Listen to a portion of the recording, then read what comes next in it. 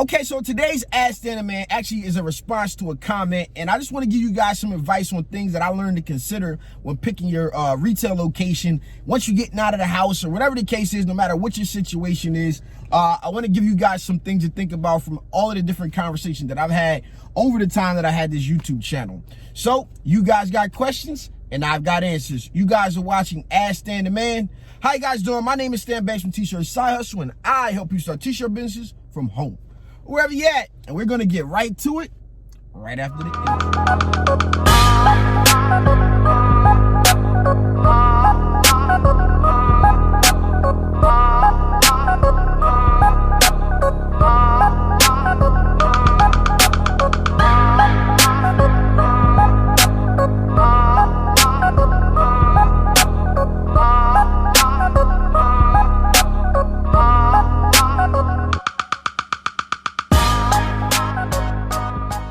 Okay, let's jump right into it. You guys know what you got to do, though. Like, comment, subscribe, do all of that great stuff, man. And if you haven't already subscribed, I don't know what you're waiting for. Also, down in the description below, just become a member, man. This thing is getting bananas right now with how much content I'm putting out. So, like I said, if you guys have a question, put them down in the comments, because I'm pulling things out and just trying to share positive information around what it is that we do on a consistent basis, but I need your help to do it. So let's jump right into this little conversation. So this is in response to the live video I put about talking about how someone just broke into the store, and I'm gonna talk about that, and I'm gonna also get to this right here. So I'm gonna jump right into this conversation first. I was thinking about moving to a more populated area, but now after hearing this, I think I will stay out here in Roswell in a commercial office, private office, and just upgrade to a bigger suite. You can't get in here without a key when the receptionist or manager isn't here, okay? And I commented back a few different times and things to consider. So what I want you guys to understand, a few things. Let's first talk about what happened. So I got a call from the construction guy saying, hey, somebody broke in. I'm like, for real? Like, you know, it's nothing in there. You know, so it's no security at the location yet. You know, I didn't think I needed to get it because nothing's really in there, you know, but when he started working, he did bring in all of his tools and lay them out. So fortunately enough, they only took a couple of drills, which I feel bad for him, but he wasn't sweating it, so I'm not going to sweat it because I don't sweat small stuff.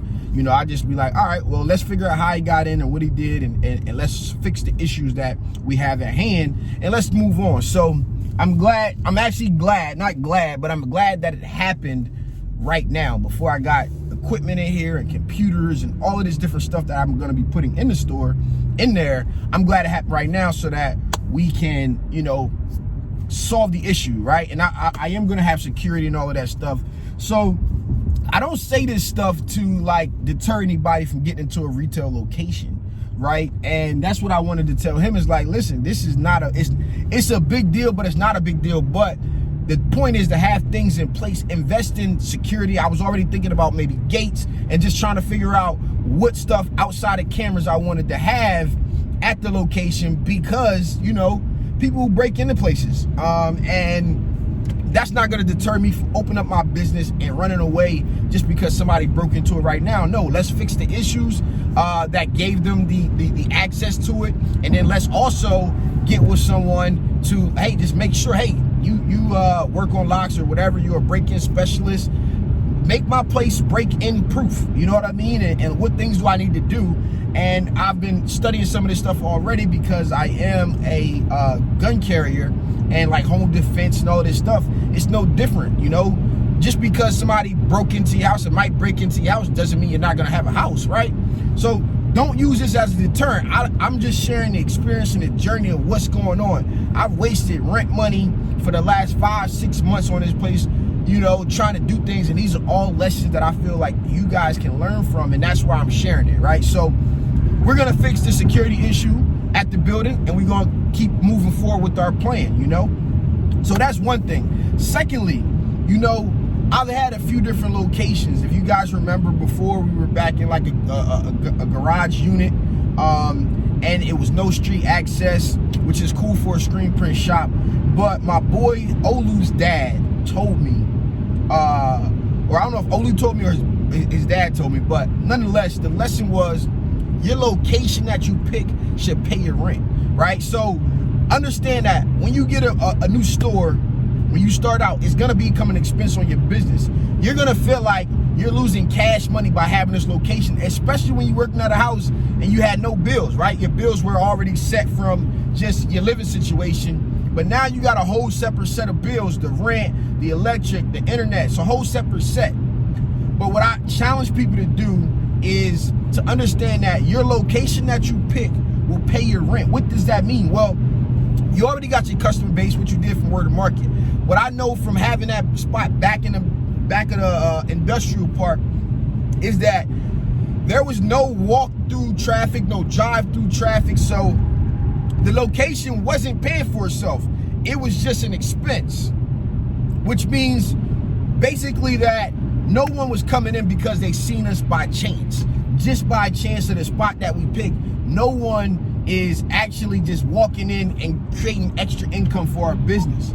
But if you pick the right location where there's maybe foot traffic, or maybe where, you know, people got ride-by traffic, or whatever the case is, people see it. You put the right signage out. People, I saw your sign and I needed some shirts. So over time, that's gonna build up. And now you gotta understand that one customer, they come once, they come twice, they start referring their friends like we want them to do. That location has bringing you new business, right? And that's why I love the location that I picked. My landlord said, you know, I'm probably gonna need more space, right? For some of the things that I want to do. And he's like, yo, I got a 3,000 square foot warehouse or another retail location, but it's on this place. And I'm like, where I'm at right now is perfect for me, okay? I grew up in the inner city, and it's 2 blocks outside of the inner city, which is a nice area, you know, which means when I have people in there, they won't have to really worry about just random people walking up. I've been in the middle of downtown where, you know, I'm in there sprinting at 4 o'clock and there's people walking and roaming the streets all times of the night. I feel very comfortable, but do I feel very comfortable with having an employee, especially if it's a female in there working at night and nothing's going on? So one of the things I'm gonna do to kind of put myself at ease and my employees at ease is gonna have a buzzer that you gotta use to get in and out. You know, to get in, you gotta hit the bell and someone hit the buzzer to let you in. And then on the other hand, when you're trying to leave, you gotta be buzzed out. These are all things that go along with security and deterrence, right? And then secondly, like, how do you know when it's the right time to get a retail space, right? And ultimately, you got to look at the money that you're making. You got to look at the numbers and try to find a situation that benefits you. Like, you know, my share space and sharing some retail space with a similar business doesn't be the case where I'm literally sharing a stock with another printer, right? So it doesn't have to be that type of situation, but maybe there are some related businesses that you can start out of and bring your vinyl shop or whatever the case is early on that you can use to help better your situation, where you're not paying $1,000 a month for a location. Maybe it's 300, or maybe it's 500, and maybe y'all splitting the, you know, whatever the case is. If you can find one of those situations for yourself when you're trying to get out of the house and get things rolling, that is a good thing. Secondly, one of the most important things, and I seen a direct reflection of this after this guy told me, and I thought about it, was if you never leave to go to work, you never get off of work, right? If you never leave to go to work, you never get off. And what does that mean? When I'm printing in the house and I got all of this stuff and jobs and stuff, it's always something that you could be doing. But if you want to start treating, I wanted to stop hustling and started treating my time like I was running my own business, like store hours and stuff like that. And I know early on, I chased every dollar. You guys who've been around see me printing 3, 4 a.m. in the morning. I would sit around the shop and then not do anything, right? But when you're printing out of the house and stuff like that, you wait till the last minute. You don't, you know, get things out when it's supposed to, or you're supposed to be sleeping or just enjoying time, and you're focused on, you know, a job that you got going on, just thinking mentally, right? And that's a real thing, you know. It's a direct reflection of, you know, I used to tell my kids, like, they used to be with me, but they weren't really with me because I was always in the basement printing or over here printing or doing different things and printing. So now it's like, we going to the shop, they know it's work time. When we get off, job's done. Now it's, you know, I got dad, or, you know, a guy called me and he asked me, and I told him this very same advice. I like to include my, first thing is I said, include your family in what you got going on. Like, you know, is there a way that your wife or your kids can be a part of it? Because now it becomes a family thing, and you're instilling good lessons about entrepreneurship and stuff that I want my kids to understand and learn. So I do want to include them and overpay them sometimes for the stuff that they do, just so they can have that bug that they want to work and they want to grind and they want to hustle and they want to work for themselves. That's something that is important to me.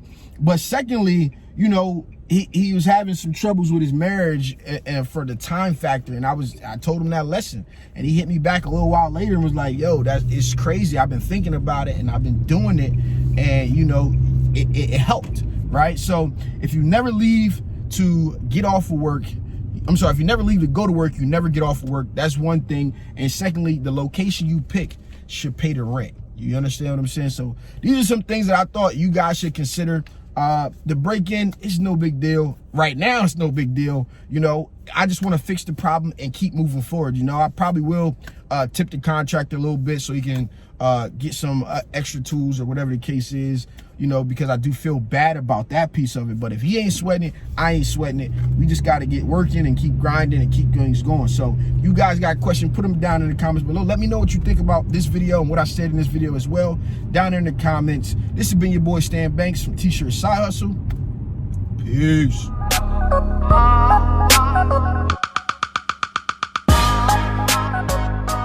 Came back to the store today just to double check first thing before I head in to go knock some work out today. So here they pried this open. So look at this door frame. It's a gap up there. So between prying this door open and lifting the door, they were able to do something to kind of get in here. So we're gonna get a anti-pry bar first thing first. Probably gonna get a second lock added, and then I'm also looking in the gates like I said. But that's kind of it. I'm just really glad that it happened right now, man. Because, you know, so once they got in, they pretty much probably realized there wasn't much in here. So they did take a few of the contractors like drills or something, but this was a gold mine to any like local junkie type break in and steal and sell some stuff. So we really didn't think that it was kids, because even if they would have just got this out of here and put it around the corner so where they could come back and get it later, like this would have been emptied out. So then from there, they came over here to look, probably disappointed, and they kicked this door in here. And this goes to a church, which we're gonna board this door up anyway, which is already a part of the plan. This is the studio side. We're gonna do another video coming up here in the future on the tour. So they went through there and they got drums and all types of stuff over there, but they didn't do any of that stuff. So we are kind of like happy, you know, that, you know, it was basically some kids probably running around. And then they also broke into the mortuary at like 5:02. So we think that they broke in there. The cops responded there. They were already in here, and that kind of spooked them to get away. Or hopefully, whatever happened, I don't know. But we're gonna fix this up and keep it rolling.